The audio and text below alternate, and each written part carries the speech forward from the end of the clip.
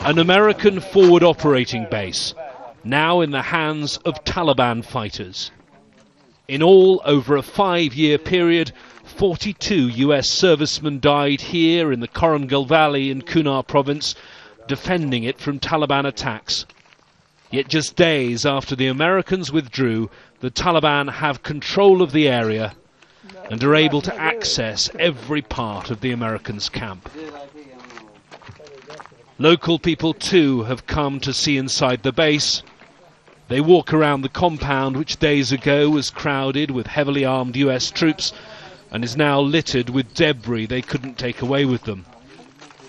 They want to see how they lived and see the view from the commanding heights where the Americans had their gun positions. Now Taliban fighters are standing guard. One local man says he hopes now there can be peace here.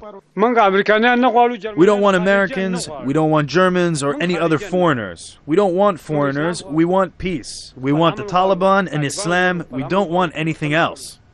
Al Jazeera producer Kais Azimi spent 8 hours in the area visiting the main base and 3 smaller outposts, and he was told the Taliban intend to use this area as a bridgehead, a base from which they intend to take more territory. This used to be an American base here in Korengal Valley, but now it's controlled by Taliban. The Taliban are also saying that they will follow American forces whenever they go to fight them. Kais was told that in addition to the local Taliban, a number of foreign, mainly Arab fighters had moved into the area. These pictures were filmed just 5 days ago. The Americans destroyed some of their own equipment before they withdrew, following a decision by their commander, General Stanley McChrystal, to concentrate more of their resources on urban areas. They call it a repositioning of forces. However, the Taliban call it a defeat. This fighter says the rounds around his neck were left behind by the Americans.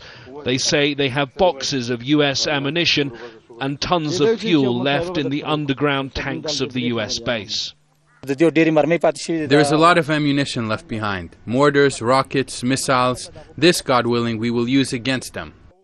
He says the Americans could never pacify the area because they didn't manage to take control of this dirt road, the main supply route in the valley, and because they couldn't intercept the Taliban's communications. The locals in this valley have their own language spoken by just a few thousand people. As US commanders watch these pictures, they should perhaps recall the words of President Obama when less than 5 months ago he announced a major increase of troops. We must deny Al-Qaeda a safe haven, he said. We must reverse the Taliban's momentum. Yet now there is a new area beyond the control of the Afghan government where the Taliban and possibly foreign fighters are massing. James Bays, Al Jazeera, Kabul.